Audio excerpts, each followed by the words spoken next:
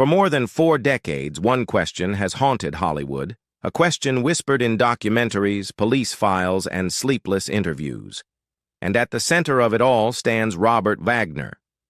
The man once adored for his charm and elegance became a living mystery, a husband trapped between love, guilt, and suspicion. Now, at 95, time has stripped away the glamour, leaving only one thing behind: the truth he's carried alone since that freezing night in 1981. The night that changed everything. It was the Thanksgiving weekend of November 28, 1981, when Hollywood's golden couple, Natalie Wood and Robert Wagner, set sail on their yacht, the Splendor, for what was meant to be a quiet getaway near Catalina Island. Joining them were Natalie's Brainstorm co-star, Christopher Walken, and the yacht's captain, Dennis Davern. For Natalie, it was supposed to be a weekend of rest between filming, a short escape from the spotlight. Instead, it became the night that would define the rest of Wagner's life. The afternoon began peacefully. They drank champagne, shared stories, and even smiled for a few photographs before dinner. Locals recalled seeing them at Doug's Harbor Reef restaurant, laughing and toasting to friendship. But as the drinks kept flowing, so did the tension. Walken later admitted that talk turned to Natalie's career, her desire to return to serious acting, and Wagner's jealousy began to surface. Tension had been brewing, Wagner would later write in his 2008 memoir, Pieces of My Heart. And jealousy got the best of me. When they returned to the yacht around 10 p.m., the atmosphere had shifted. Captain Davern recalled that the laughter had disappeared, replaced by hushed voices and long silences. Soon those silences turned to shouting. Davern said Wagner smashed a wine bottle on the table, sending shards across the cabin, and yelled at Natalie, accusing her of flirting with Walken. His voice, usually calm and composed, was shaking with anger. Walken tried to defuse the fight but eventually retreated to his cabin. Moments later, everything went quiet. Natalie was gone. According to Wagner, he assumed she had gone to bed. When he finally noticed her absence, the Splendor's dinghy, the small rubber boat used to reach shore, was also missing. But Natalie had always been terrified of deep water. The idea that she'd take the dinghy alone, barefoot, in her nightgown, didn't make sense to anyone who knew her. At 3:30 a.m., Wagner called the Coast Guard.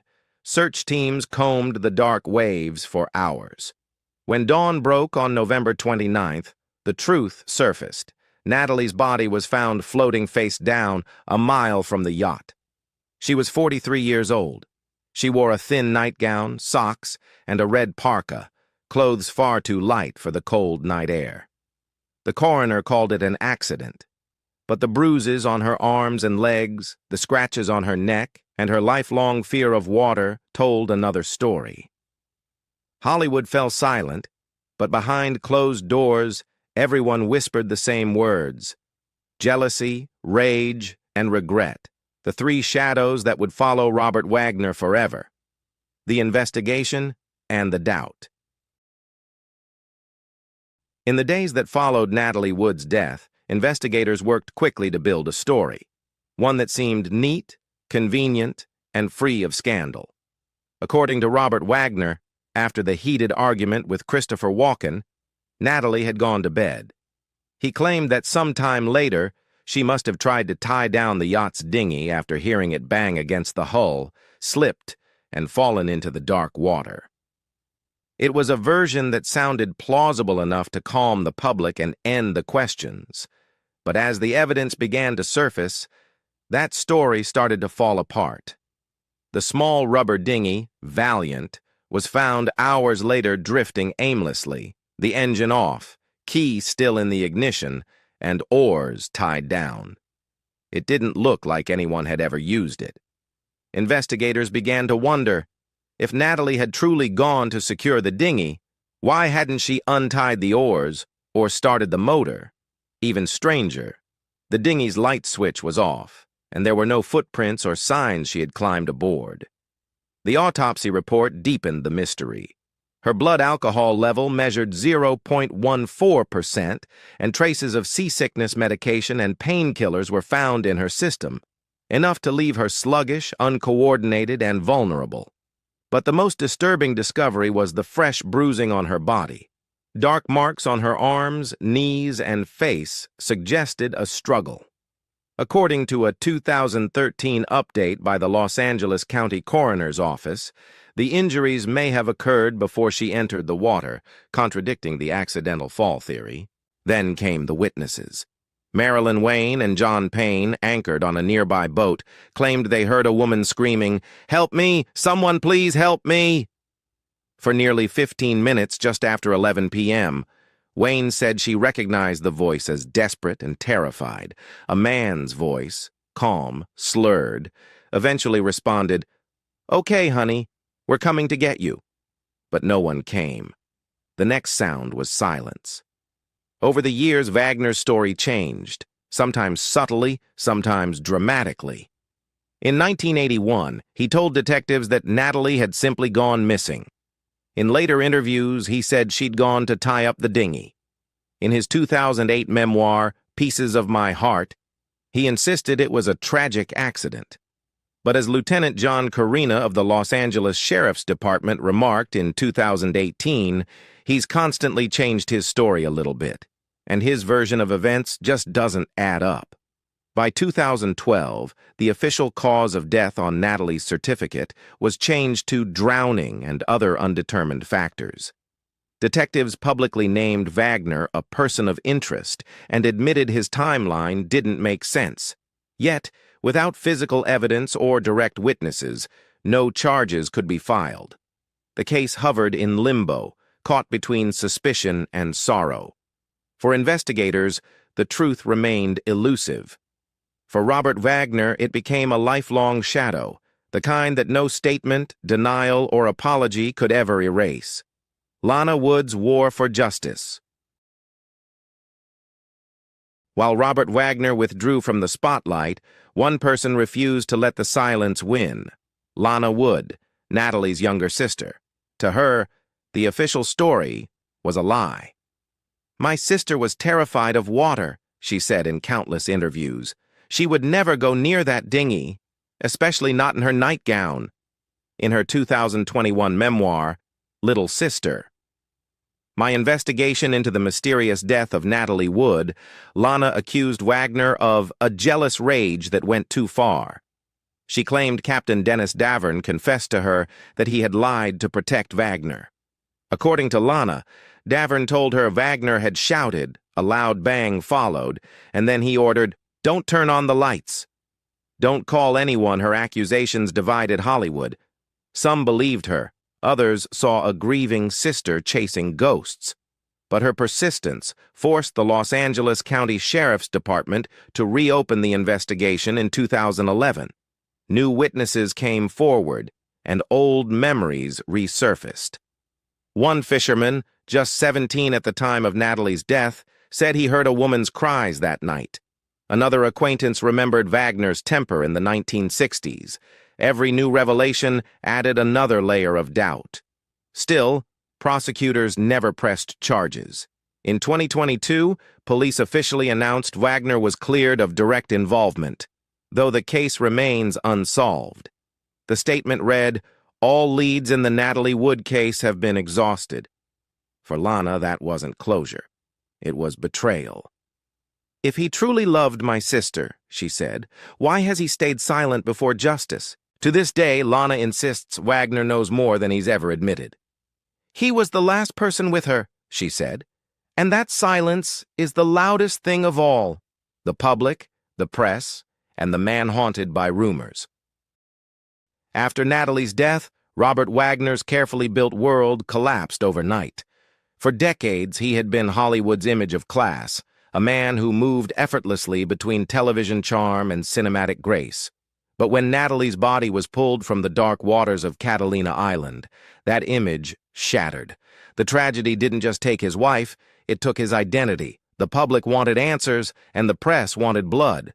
Tabloids plastered his face beside words like murder, cover-up, and jealous rage. Every interview request came with the same unspoken question. Did you kill your wife? Wagner, once so at ease in front of cameras, began avoiding them altogether. He canceled appearances, refused interviews, and withdrew from Hollywood's endless cycle of gossip. Friends said he became a ghost in his own life, polite in public, but hollow behind closed doors. For years, he said nothing. Then in 2008, he finally broke his silence with the release of his memoir, Pieces of My Heart. It wasn't a defense so much as an act of mourning. Not a day goes by that I don't think of Natalie, he wrote. I loved her with all my heart, and losing her was the darkest moment of my life. The public's reaction was divided. Some readers saw a grieving husband finally facing his pain. Others saw a man trying to rewrite the past. In the years that followed, the case was reopened, and headlines returned to haunt him. Talk shows speculated, tabloids dug up inconsistencies, and even police officials publicly called his story incomplete. Still, Wagner refused to participate in new interviews. The silence, meant to protect him, only deepened the suspicion. Then came 2020, and with it, a voice from the next generation. His daughter, Natasha Gregson Wagner. In her documentary, Natalie Wood, What Remains Behind, she stepped into the storm her father had avoided for decades. It's outrageous, she said, that people created this narrative about my dad. He loved my mom. He would have given his life for her. She was only 11 when her mother died. Her last memory was hugging Natalie before the trip, feeling the softness of her Angora sweater. I said, "Don't go," she recalled through tears. Her compassion didn't silence everyone. Natalie's sister, Lana Wood, continued to accuse Wagner publicly, fueling a bitter divide that still lingers today. Between the accusations and the defenses, one truth remained clear. Whether innocent or guilty, Robert Wagner has lived every day since that night, carrying the unbearable weight of Natalie Wood's absence. For him, the real punishment was never the investigation. It was the silence that followed. The final years and Wagner's confession. By 2025, Robert Wagner was 95 years old, frail, quiet, and visibly haunted by a past he could never escape. His body had weakened, but his memory remained sharp enough to replay that night, over and over, like an old film he couldn't turn off. When he finally agreed to a recorded interview, his voice cracked under the weight of years of silence. People call me a monster, a liar, a coward, he said softly. But the truth is simpler. I was a man in love who made mistakes, and I've paid for them every single day since. Those words weren't quite a confession, yet they weren't a denial either. They lived in the uneasy middle ground between guilt and grief, the gray space where truth becomes blurred by emotion and time. He didn't sound like a man trying to clear his name anymore. He sounded like someone who had already accepted judgment, not from the world, but from himself. When asked what happened on that night in November 1981, Wagner hesitated. Then, almost whispering, he said, "After I argued with Chris, I went to find Natalie, and she was gone. I thought she needed time alone. I should have gone after her. Maybe she'd still be here." He paused, eyes welling with tears. I was the last man with her. I can't deny that he spoke of that phrase often in his later years. The last man with her. To him, it was both a fact and a curse. Friends who visited him said he rarely spoke of Hollywood anymore. He didn't talk about the fame, the films, or the wealth. Conversations always circled back to her, to Natalie. He refused to live near the ocean again. The sound of waves, once comforting, had become unbearable. Instead, he lived inland, surrounded by family photos and fading memories. His daughter Courtney described his days as quiet but heavy with emotion. Every time he saw a photo of Mom, she said, he would fall silent. You could feel the sadness in the room. It never left him to outsiders. Robert Wagner was still the polished actor from heart to heart, the man who smiled for the cameras.